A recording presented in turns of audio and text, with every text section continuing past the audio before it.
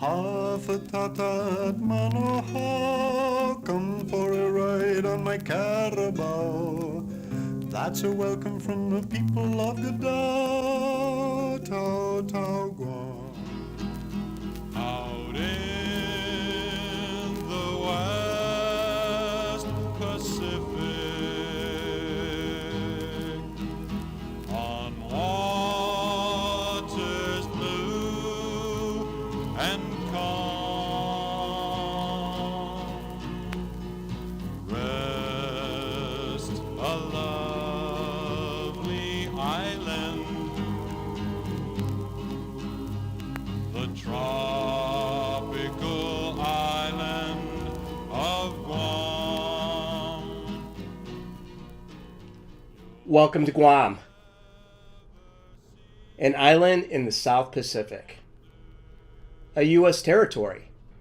My name's Dave Beatty, and I'm a documentary filmmaker. But this is not a documentary film, and it's not a travel video. It's much more personal. Come with me as I take you through a journey into the past. A past that has a special personal significance to me and my family. You see, I was born here, but I've never been back here in over 50 years. Until today. And I'm going to trace my roots across this beautiful tropical island in the sun. So come with me. Let's go.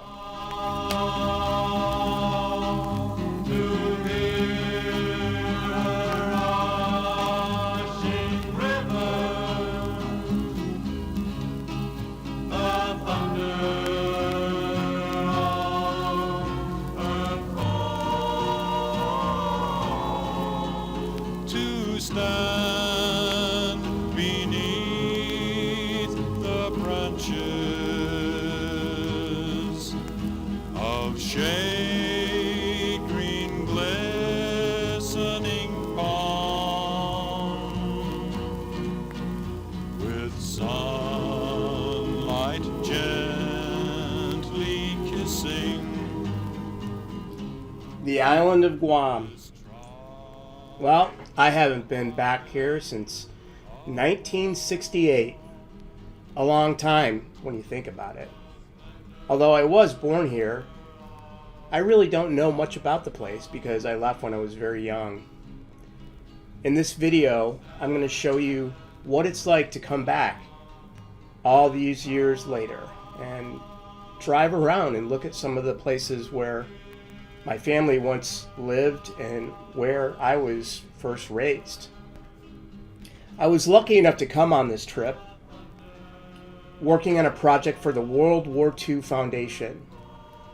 See, I'm a filmmaker and we're here doing a documentary on World War II. So sit back and take a look at some of these amazing views and ride along with me. glistening palm, with sunlight gently kissing this tropical island of Guam, with sunlight gently kissing this tropical island of Guam.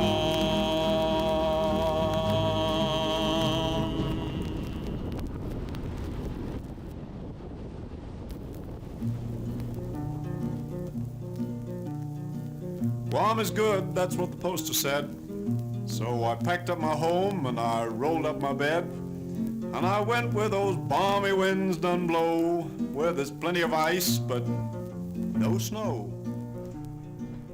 Back in the 1950s, the U.S. Department of Education was recruiting American teachers to come here, to this remote island. My mom was, a young woman that decided to take a chance and come to this tropical paradise on her own. This road, in fact, was the daily commute she had from the city, as she called it, Agana, to her first job in a school in Inarajan Village on the other side of the mountain. So she traveled the same road every single day before me and my two brothers were even born. I searched for entertainment near and far. I found a bowling alley and a bar. You spend your time knocking down pins in the one and trying to stay up on them in the other for your fun. Well, I went out. Back in those days, the government of Guam wanted American teachers to help overhaul the education system and teach the local Chamorro population the 3 R's, as well as history, culture, social studies, and all other subjects. You see, at that time, Guam didn't have a university like it does today. And so bringing in American teachers was one way to quickly get up to speed in the American educational system. My home got wrecked in a big typhoon. All it left me was a fork and a spoon. So I went to live with my girl for a while, and now I know that Guam is good and fertile.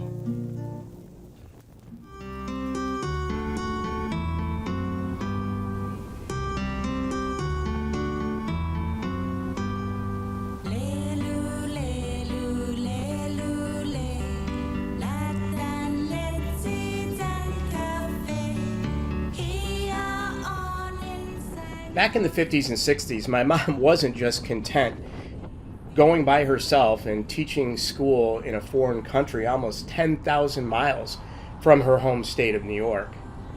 She began writing books about Guam, academic books, children's books, including Nufu and the Turkey Fish, Discovering Guam, Guam, A Natural History, Guam, Today and Yesterday.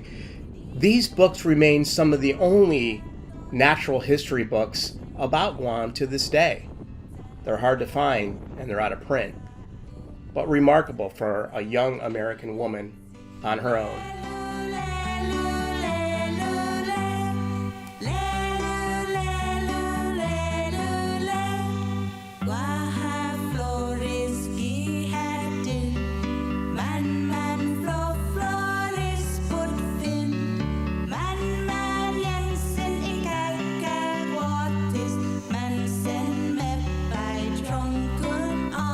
During that first trip to Guam, my mom met another American teacher, Jim Beatty. She didn't meet him on Guam. She met him randomly during a vacation trip in Japan with some of her friends. But they did get married by the governor of Guam. They left Guam that year and ended up going to Florida, where my brothers Bill and Bruce were born. They then traveled out to Buckeye, Arizona, and taught there for a while. But the lure of tropical breezes and the balmy weather and palm trees in Guam called them back, and they returned in the early 60s.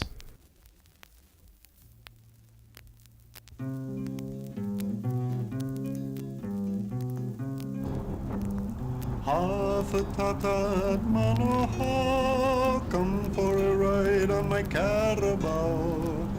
That's a welcome from the people of the Tau Tau Guam.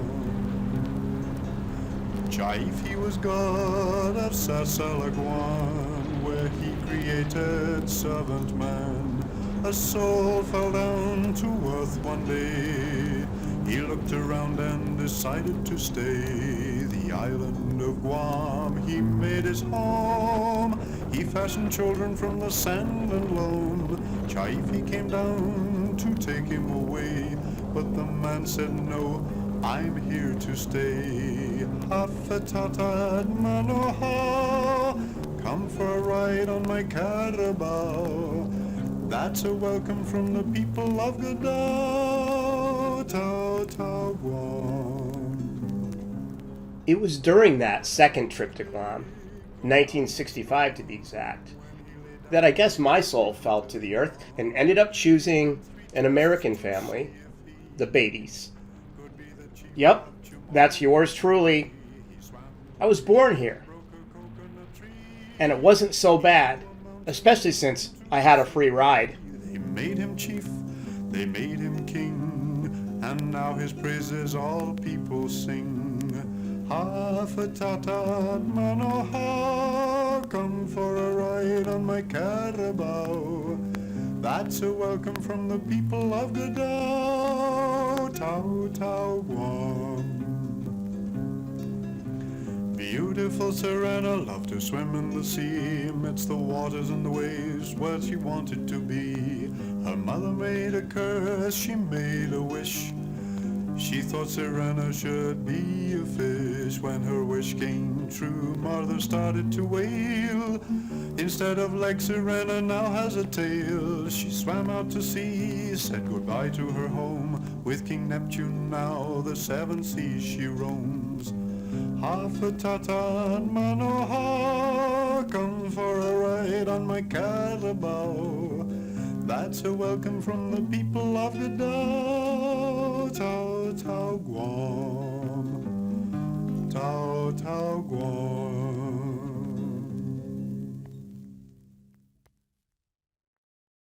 So this is the Inarajan mayor's office, but in the 1950s, this was the school. This was the high school, and my mom, Janice Janowski, the first time she came to Guam, she was a single woman out of Elmira, New York, and they assigned her to this school, which at the time didn't have any windows. The air just went through the building, and it was an open schoolroom, and she told us how chickens would run through the building, and the Catholic church is across the way here. She also mentioned, you know, they would have a parade, and she had to ride these carabao around the square in front of the church, and the people would open their windows as she went by on this carabao that was sort of out of control, and she couldn't stop it. She found out later that some men in the village had put her on a racing carabao and didn't tell her, basically gave her the rope, and then just hit the thing in the butt and it took off.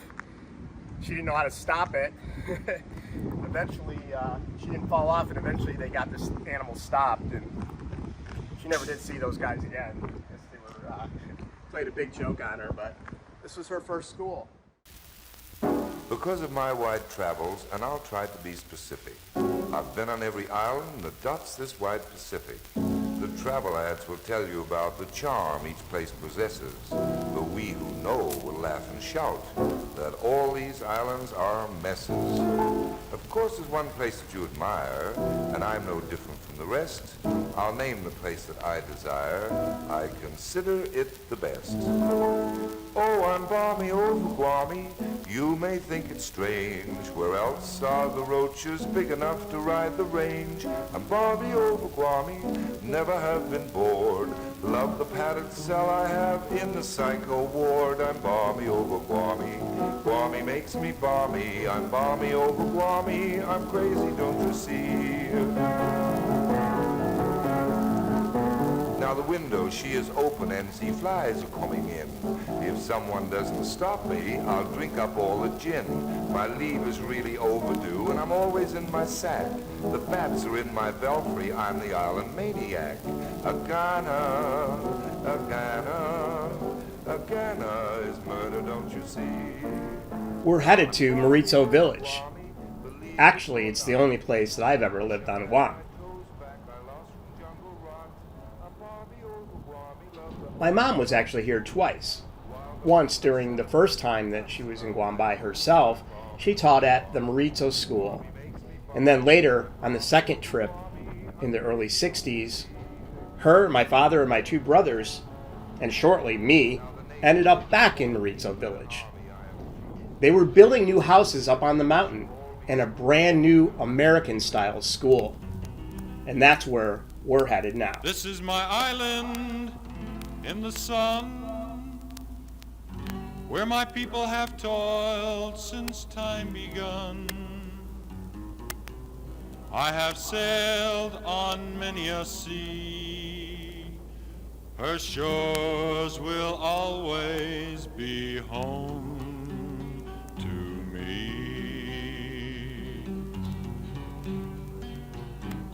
Oh, island in the sun, willed to me by my father's hand. All my days I will sing and praise of your forest waters, your shining sun. As morning breaks the heaven on high, I lift my heavy load up to the sky. Sun come down with burning glow, mingles my sweat with the earth below. Oh, island in the sun, willed to me by my father's hand. All my days I will sing and praise of your forest waters, your shining sun. So this is Pale Street in Merizo Village at the top of the little hill. And in early 1960, my parents bought a home here. You can see over there, that's the brand new, at the time, Merizo Elementary School where my father was teaching. And my mom had, of course, me, who I was like 1 and 2 years old.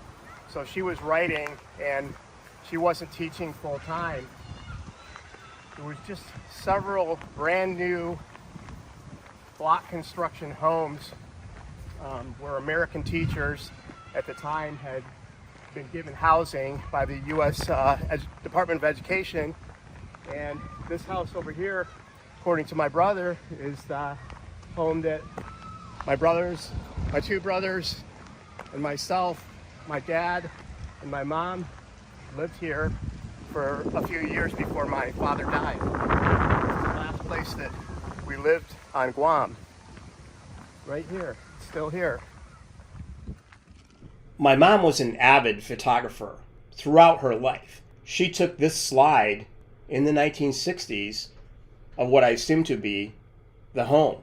It sure looks exactly like it did back then, minus the hurricane shutters, of course. It's remarkable that she kept the slides for all those years, and I was able to find one just before I made the trip. So now I'm down in Merizo Village by the road here in the ocean, and this is the school that my mom taught, the first time that she was in Guam, before this big school up on the hill that we pointed out was constructed. And again, this is no longer a school, but this is the first school in Merizo Village. Back then, it just had louvers on the windows, not these glass windows. So you can see that the school still has the chickens hanging out there in the shade.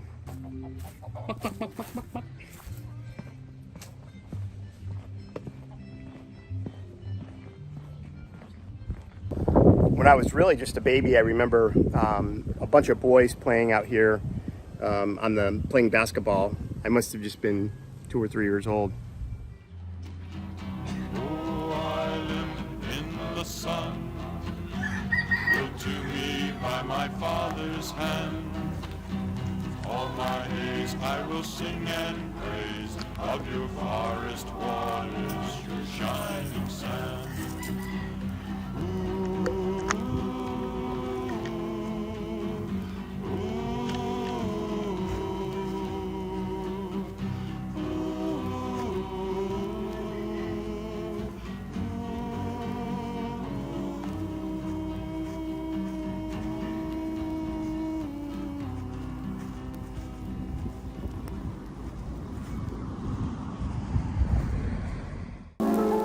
We had a wonderful, wonderful time in the typhoon of 49. This area right here, what you see is kind of a jungly area, was once, according to my brother, off-base officers' housing for what I guess would be the Northwest Field base. And back in the late 50s, I guess in early 60s, my parents had a house here, and it's not there anymore. There's no houses there. The jungle just took over this whole area. These were wooden homes, and I think typhoons and termites and just the passage of time left these places rubble. I haven't seen any evidence of it. I drove through here. I just wanted to show my brother. Turned a hair when down came McNair in the typhoon of 49. It was typically asinine.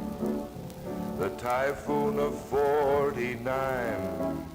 They all swallowed their rations along with their passions in the typhoon of 49.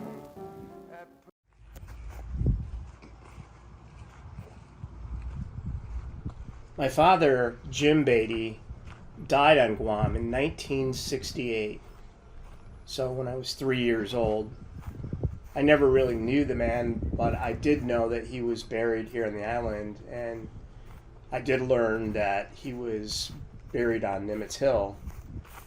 Now, when I was filming this, we had no idea where he was buried, and we were just sort of randomly walking around this cemetery. I didn't have much time as I was with a group of people, and I never expected to actually find his grave.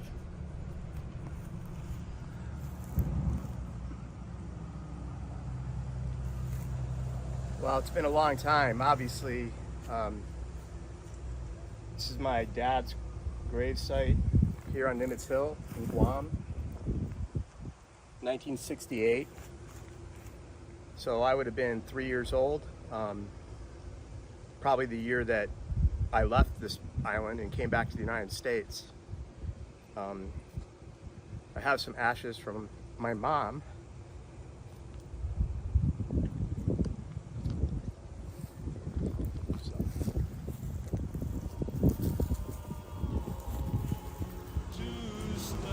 So full circle. Beneath the branches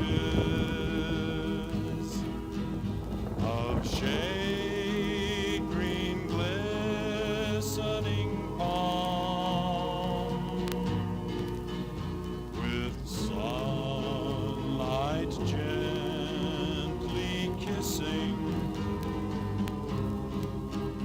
this tropical island of Guam. Tim found the grave, even though we were looking just randomly in this entire cemetery.